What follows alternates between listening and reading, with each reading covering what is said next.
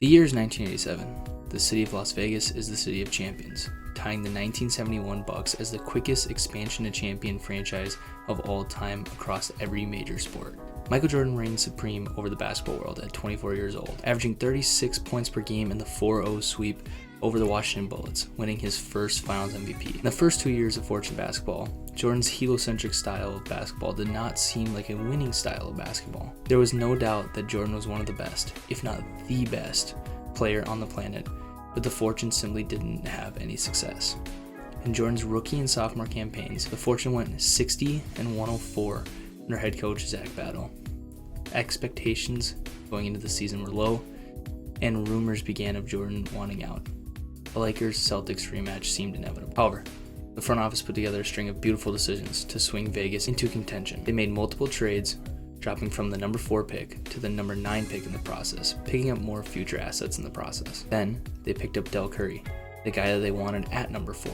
After a slow 6-11 start, Zach Battle was out as head coach, and with no budget, Franklin Hunt was hired as the interim head coach, a man with no NBA coaching experience. While it seemed like a poor decision, Hunt went 40-25 down the stretch, leading the Fortune to the promised land. The move that pushed the Fortune over the edge happened at the trade deadline, and they traded Sidney Green and 2 first-round picks to Cleveland for Cliff Robinson. Michael Jordan finally has his running mate. As for the larger NBA picture, the Lakers-Celtics rivalry was on what looked to be a downward trajectory. Both franchises missed their respective conference finals, and their stars were only getting older. As the 87-88 season arrives, the question becomes, has the NBA entered a post-Bird Magic rivalry era? And if so, is Las Vegas the new dynasty?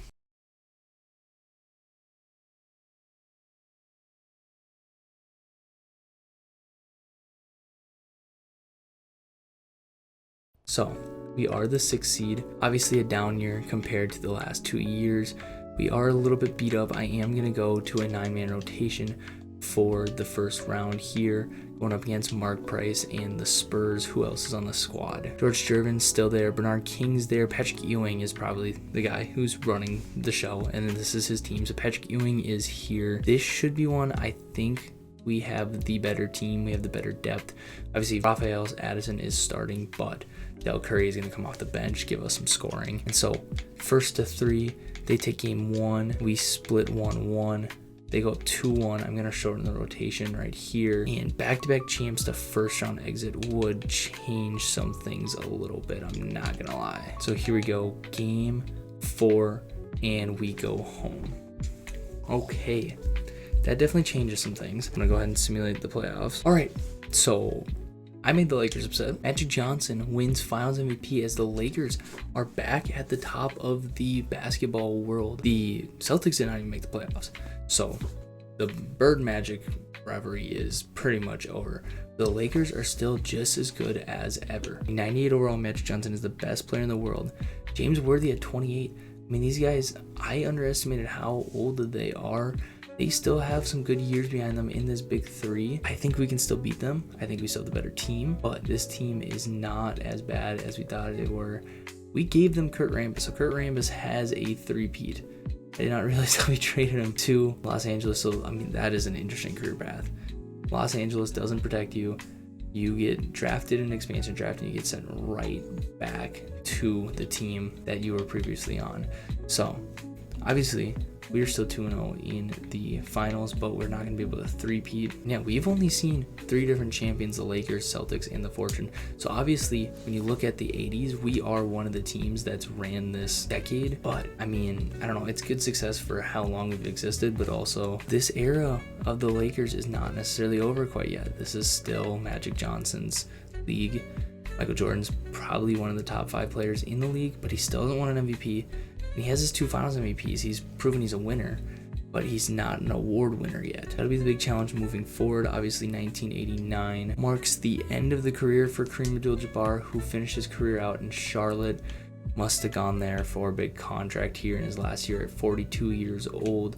Mike Dunleavy also retires after a 14-year career. World B. Free retires. Artis Gilmore retires.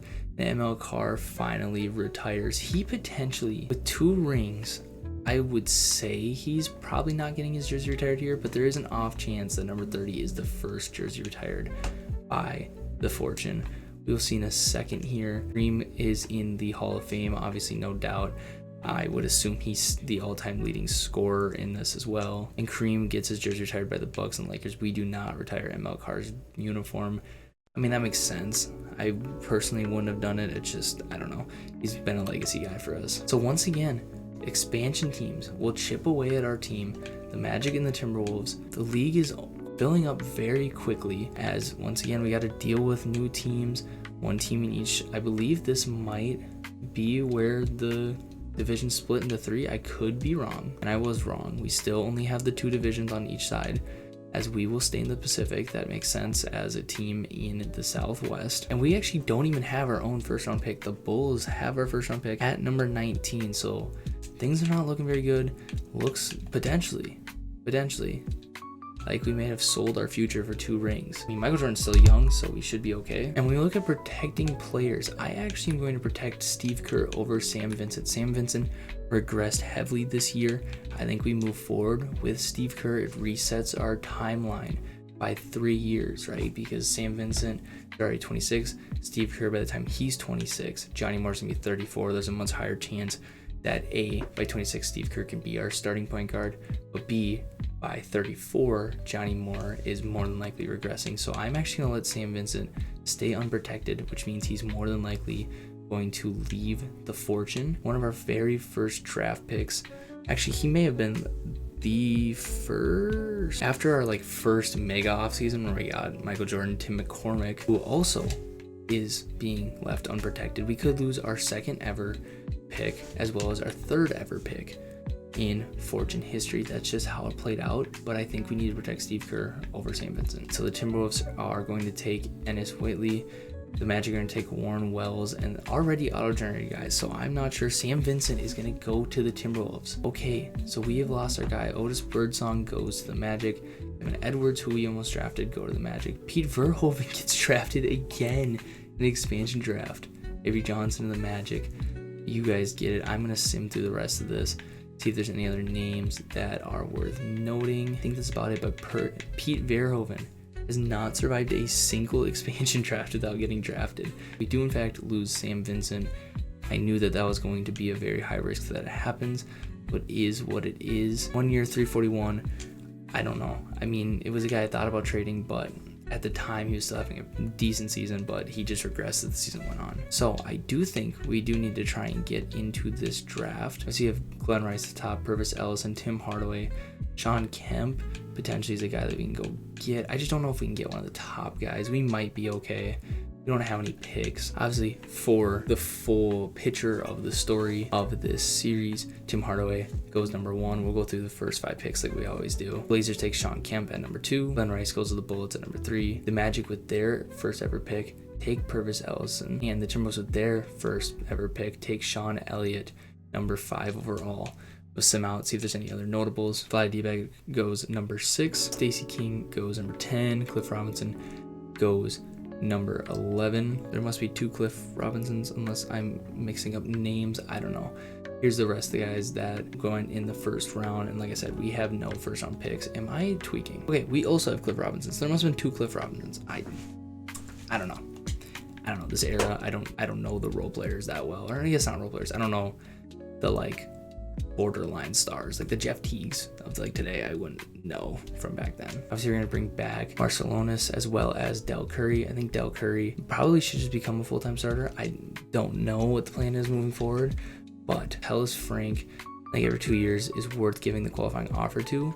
However, I'm not in a rush to go get him in free agency. And with $2 million in cap room, we can go make a splash here. The thing is, I don't necessarily know who's worth going and getting and making a splash for. That's not going to mess up our timeline. I think Derek Harper could potentially make sense. He's been in Phoenix and Dallas throughout his career. Very good defender, very good shooter, very good playmaker. 27 years old. He wants a lot of money. I think it would be worth it. I'm going to go ahead and offer him a contract. And Dennis Rodman, I know I wanted to avoid a Bulls team. I think Steve Kerr, Dennis Rodman, I think that's it. I think it is far enough away that, hey, this logically makes sense because we need his rebounding ability. We need more rebounding. I think I'm also going to throw him a contract offer, and both these guys are coming to Las Vegas. Ooh, we do lose Randy Buer, and we do kind of need Randy Buer. Maybe we don't go get Dennis Rodman. I don't know, because who does that leave as our starting center? Tim McCormick, who has been a guy for us that doesn't block shots, but has been pretty solid. But I don't know if I'm comfortable with him. Will Purdue potentially could become that guy. I think the upgrade for Dennis Rodman, we could always move Cliff Robinson over to the big man. I think it's worth it. I honestly think it's worth it. Charles Frank, I will hold on to his contract rights for now, but I'm not necessarily, like I said before, gonna go out of my way to go get him. But Derek Harper and Dennis Rodman are officially coming to Las Vegas. Obviously, I don't know what this means for Steve Kerr's future. Johnny Moore potentially is a guy that we can move. Maybe move him alongside like a pick or something like that. Maybe get an upgrade at center, depending on how progression goes, or just see if there's anything on the market. Johnny Moore obviously has been a great player for us, but maybe we just need a different point guard. I mean, 2 first-round picks is an option. I just don't know if it's necessarily worth it. 27-year-old center, again, I don't know if it's necessarily worth it. Johnny Moore's been a great guy for us to be our point guard. And yeah, I mean, we can get picks, but we can also get picks whenever. And I don't necessarily see anything on here that's worth mixing it up. I'm willing to gamble on player progression to see how that goes. If we lose value because he starts to regress as Charles Frank is back, which he is regressing a little bit, but that's fine. That's why we invested in Derek Harper. Michael Jordan's going down 1, which I don't like to see at 26. Del Curry goes up 1. Rafael Addison goes up 1. Will Purdue goes up 2, so he's a 74. Marcellonis goes up 1 to 76. Alvin Scott is almost out of the league. I mean, I'm sure he'll retire soon. Steve Kerr only goes up 1 to 72. And Tellus Frank goes up 1 to 73. So also signing Derek Harper also kind of hedges our bets, because we can keep Johnny Moore as our starter, or he could potentially be our 6th man now that we have Derek Harper. Derek Harper's a guy who's 27. He matches his timeline more with Michael Jordan. So it's just things to think about to continue to try and keep us on that championship path. So Franklin Hunt will be back once again for another season. We're going to run a 10-man rotation. Derek Harper is going to get the day 1 start. Rafael Addison's also going to get a day 1 start, but Del Curry's playing more minutes off the bench. Johnny Moore's still getting 24. Dennis Rodman's here. I'm really liking this lineup. Barry Spriggs, I believe is how you'd say this, has been added to the roster. I must have been below the limit. That's perfectly fine. I mean, we don't have a G League or anything yet, so that's fine by me. And yeah, I don't know. I might potentially mess around. Do we potentially go small ball and start maybe Rafael at the 4 and start Johnny Moore at the 1, move everybody down 1? I don't know. These are things that we can see how the season plays out. This will likely be the last season that we cover in this episode, and okay, I don't think he can play through that. Don't necessarily want to risk it, especially when we have a very good point guard behind him. But yeah, we're just gonna sim. I think the big thing is, as long as we don't rack up injuries, we should be okay, but we're not off to a great start in that department. We finally get healthy. Derek Harper's back in the starting lineup. Will Purdue is not, because Tim McCormick's been holding it down. Johnny Moore, not looked at his stats yet, still a very good season. He's actually thriving in this starter 6th-man role. That is great to see. I think he has started the majority of the season at this point. He has, because Derek Harper has been injured. He's having a pretty good season as well. So I'm liking this dynamic duo we have at the point guard position. Michael Jordan's numbers are back up. Love to see that. We are 15-4 in the 2nd seed. So things are good. Obviously don't want to jinx anything, but so far, so good in the 1989-1990 season. So past the trade deadline, I don't want to stop. I don't want to break up chemistry. For 30-11, the 3rd seed, I think we are one of the teams that are like in the running. Yeah, this division thing's like just throwing it off, because we realistically are the 2nd best team out west. We just lost Derek Harper once again, but the team is rolling. I don't think there's anything that necessarily needs to be changed. We have 3 guys scoring double digits. Derek Harper is right outside of that. With Robinson's rebounds are still down, but I think we're just a better rebounding team. I mean, bringing in Dennis Rodman obviously is going to make rebounding just better. I mean, yeah, Johnny Moore still putting up great numbers. Looking at the award race, Michael Jordan is in the race at number 3. This is what I wanted to look at. I wanted to see if he's actually here. Jay Humphries is an 87 overall. I feel like I don't know who this is. Yeah, I'm going to be completely honest. I know a lot of basketball. I recognize the name like maybe in passing, but this guy was a career 11 point per game scorer. Played for Phoenix, Milwaukee, Utah, and then a little bit of time in Boston his last year. His best year, he put up 15 a game. That would be his 2nd worst year. So this is the first guy that we've had in this save that was significantly better, at least a completely different level of career than he had in real life, which is very interesting. So I'm 100% going to root for this guy on the side. If he steals championship from us, that's a whole different story. Jay Humphries is in the MVP race. Hopefully Michael Jordan can finally get his first MVP. I think the stats are back up, the team is back up, and that's going to help him out a ton. Johnny Moore is in competition for the Sixth Man of the Year, which I would love to see somebody that isn't named Michael Jordan win an award. It has been a while. DPOY, Scottie Pippen on the Cavs is here. He's the only wing. The rest of them are bigs. MJ, I think he's just not going to be able to win this award with the dominance of David Robinson and Hakeem Olajuwon and Patrick Ewing, to be honest. Most improved player, obviously, is going to be from the expansion teams. I mean, it just makes sense. The guys in different roles. I mean, Lewis Foster barely played last year, and now he's getting 30 minutes a game. 79 overall, though. Michael Jordan might pass Magic Johnson as the most popular player in the NBA. It is about time that he finally gives up his throne. And yeah, we will take a look at the Eastern Conference standings because I feel like I don't do the best job of doing that sometimes. As I look back at these and like rewatch or even go to edit them, I realize that I missed stuff, and the Celtics are terrible. Like bad. Like expansion teams are already better than them. By the way, speaking of expansion teams, holy, we might have an expansion team. Might be hosting a home game 5. Hakeem Olajuwon might not make the playoffs. That is very interesting to see. Obviously, Magic Johnson is still dominating. The other expansion team, the Timberwolves, are absolutely terrible. I'm trying to think of guys who are on some of these teams that are struggling. Anybody notable? I believe this is, this is Charles Barkley. Okay, so this is on paper. I mean, that's a good duo. I'm trying to think of where John Stockton is. Reggie Miller on the Suns, barely sneaking into the playoffs right now. I don't know. I don't know why I'm blanking on where John Stockton plays right now, but I cannot find him. And here are the trades here from the 1990 season. Tree Rollins, Byron Manning, that's a pretty big one. And Mark Eaton is traded to the Pacers for Tyson Towns and a second-round pick. That's also a pretty big trade. So 2 major trades that did not involve me. While we're here, I'm going to check for any contract extensions before we sim. Cliff Robinson's a big one, and if he can take a team-friendly deal, which he does not want to, that is totally fine, but that would have helped out a ton. And outside of that, we can keep simming. Big time injury, Johnny Moore goes down for 8 to 10 weeks. So Steve Kerr's really going to get his opportunity here to be the true backup point guard. And by the way, Derek Harper goes down again, which he's been down a couple times for 1 to 2 weeks that I haven't started my recording for. Steve Kerr's starting point guard. Del Curry's been beat up. He had bruised ribs and broken ribs, a couple other things.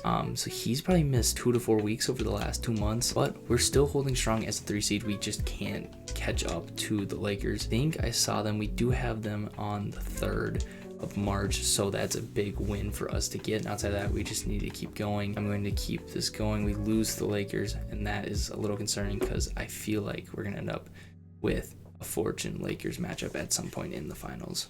And this is what Del Curry has been all season long, so I don't know. All right, so Derek Harper got hurt on the Monday this week. Dennis Rodman gets hurt on the day of the last game, but we finished 16-22. On screen will be the actual winners of the 1990 awards. I'm gonna be honest, I don't know how long I'll do this because the farther and farther we get from what actually happened, the farther and farther the awards aren't gonna matter from real life. So I don't know, but I think we're still close enough that it's worth putting them on the screen, which you can see now as Magic Johnson wins MVP just like he did in real life. Cliff Robinson wins Rookie of the Year, not our Cliff Robinson. So this is where David Robinson won Rookie of the Year. So I think he had to spend 2 years in the Army because he was drafted 2 years ago. Darius Richardson wins Sixth Man of the Year. I'm assuming Johnny Moore became ineligible because of how much Derek Harper won. That's what I'm going to go with because I think that was his award to win. David Robinson wins DPOY. Lewis Foster wins Most Improved. And the Lakers have a new coach, but they win Coach of the Year and Executive of the Year. Michael Jordan still cannot get his trophy. This guy needs to retire. And like he's gonna be around for like another 10 years because all the stuff that happened to him in real life, like it's just not gonna happen to him unless he has a career-ending injury. That's gonna alter some things. But Hot Rod Williams is not a name I expected to see here. Those are not stats that I would expect to see get you on the All-NBA first team. Jay Humphries makes the All-NBA second team. Isaiah Thomas on the Hornets. He left Detroit. Okay, I must have missed that in free agency, but he's on the Hornets. That's the first like big movement I've seen from like stars that were already in the league. Obviously, we've seen a lot of guys that aren't drafted to where they were drafted, and now they're in different teams. But that's the first guy that I've seen leave. He makes All-NBA second team, and Charles Barkley is of note. Hakeem Olajuwon being this low is also notable. Michael Jordan wins all defensive first team once again. Do we have anybody else? I am surprised to not see Dennis Rodman here. I thought potentially he should be on an all defensive team and nobody on an all rookie team. So once again, just got to write down Michael Jordan wins the exact same awards he's won every single year. Obviously, I'm not going to complain too much about having Michael Jordan on roster, as we are really a 2 seed that has to play as a 3 seed. That's just how it plays out with the standings and the tiebreakers and whatnot. I mean, we are one of the 2 teams out west, in my opinion, and I think we can beat anybody out east. Just pure record wise, I mean, we won 73% of our games. We were much better than our seed actually says we are. This is very much a team that is designed to win. Del Curry only started 1 game and was our 2nd leading scorer. Michael Jordan at 26.5. The Robinson, our leading rebounder, at 9 a game. Johnny Moore almost at 8. So he's regressing a little bit, but that's fine. He's still our leading assists. Michael Jordan at 1.9 steals. And Tim McCormick is back as our block leader. Michael Jordan, PER of 32. Without a doubt was going to lead us. There's no point of even looking outside to just know what Michael Jordan's PR was going to be. Michael Jordan is also the leading scorer. Bill Laimbeer leads the league in rebounds. On Stockton, who's on the Bullets, that's where he is. He's on the Bullets. He is the only person over double digits assists a game. A 3-way tie at 2 for the lead steals champ, Patrick Ewing and David Robinson, with 3.1 blocks per game, lead in blocks. Dominique Wilkins was the field goal percentage champ, and the 3-point percentage is Reggie Miller at 45% on almost 2.5 threes a night. And Sam Vincent missed maybe 1 free throw all season long. How did his season go? He had a pretty solid debut season. Yeah, I mean, his numbers were back up. I'm happy for the guy, but obviously it wasn't going to work out here with his role. I think a different role was going to help him out. So yeah, I'm at least happy he's having success somewhere. Stayed healthy, which is good. So the one thing I was wrong about, Tim McCormick has never been our block champ on the team. That is the first time we've actually had 5 different guys in the 6 years be the block champ. So that is kind of interesting to think about. But looking at this matchup, Ralph Sampson is now here. Pat Lever, Clyde Drexler, Ralph Sampson, and it looks like nothing else. But that still makes me nervous because that is a very solid 3. This will be a fun matchup, but I think this is a team that we can take care of without having to make any rotation changes as we go up to 1. We go up 3-1 and we take care of business. And we are off to a great start. Derek Harper's finally healthy. Michael Jordan looks like potentially struggling, or Del Curry's just playing great. It looks like he's just playing great through the first round of playoffs. And one thing that I'm going to look at after this run before we finish this video is all of our team records.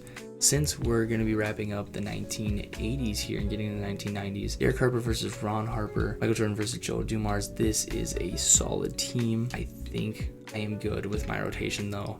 We'll see. We go down 1-0 in this. I was sleeping on this team. This is a good team. I see I was saying that they weren't supposed to be a 2 seed. We were supposed to be a 2 seed. Clearly, they are supposed to be a 2 seed. They are a very good team. As we win game 3, win game 4 to tie this up, they take game 5. I'm going to simcast as Rodman is fully healthy. And it looks like this is a close game. I don't want to call it too early. We potentially go home here. I don't like this. Don't like this one bit. This is close. Okay, we have control of this game. 27 seconds left. 2-possession game. I'm gonna hop in. We are on defense. We need a stop here. I would assume we play straight up, but I don't know. Hopefully I'm loud enough and the game's not too loud. They of course are just gonna dribble the clock. I personally would be pressuring, but that's just me. It looks like we're just gonna let the clock drain. And maybe Franklin Hunt's inexperience in the NBA, even though this is year 4, is going to catch up to him as a floater. That might send us home. Here comes a timeout. I think that's sending us home. All right, here we go. So obviously, quick shot. I don't think there's anything wrong with a quick layup here, but nothing too long. Like, this is taking too long. Jordan, what are we doing? What are we doing?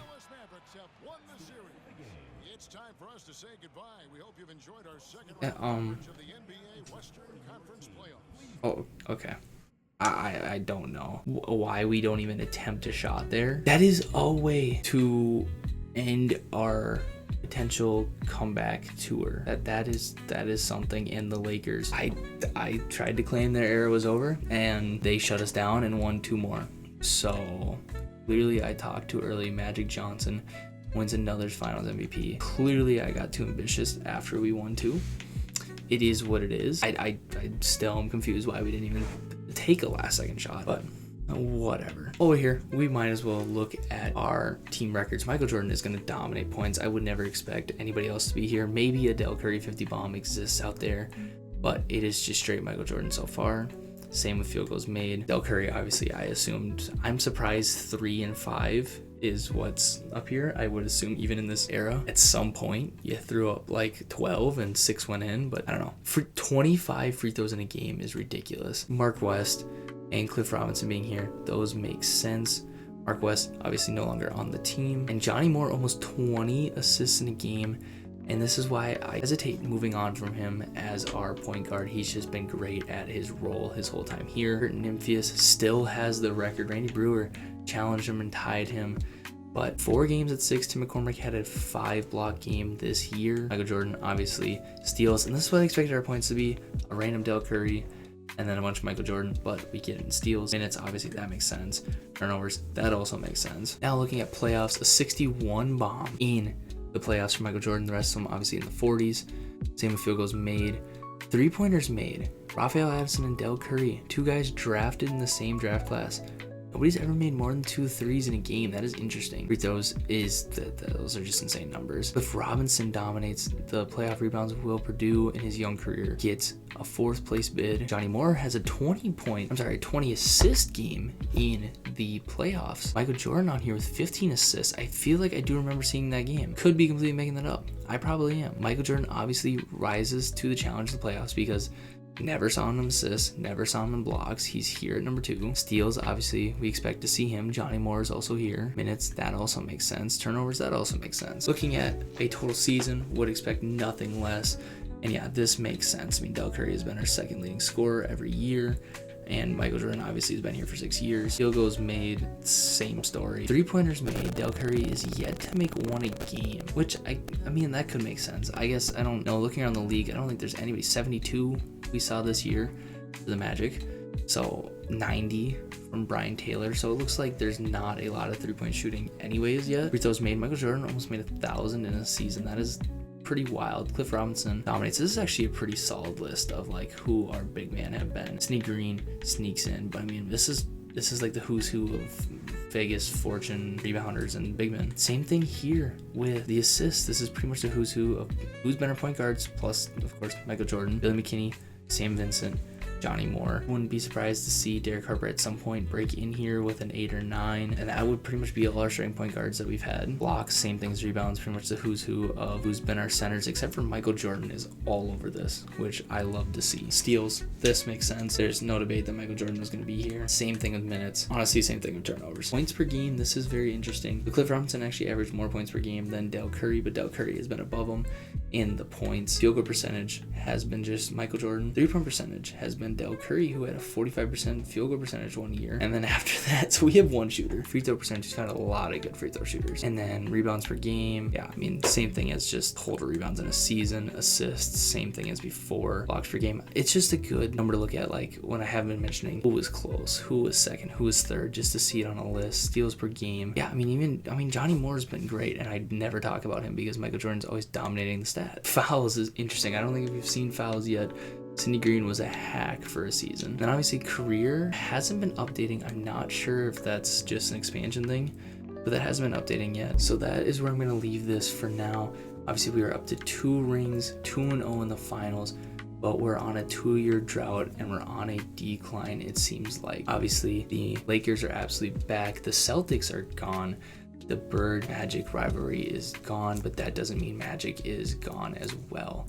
So it's still the question of, is this a new era? Is this just an extension of the Magic Bird era? We'll see. I'm hoping that we can solidify this as a new era and shut down Magic Johnson from extending his era. So yeah, I have no clue how long this is going to be. I have 2 like 50-minute files to edit.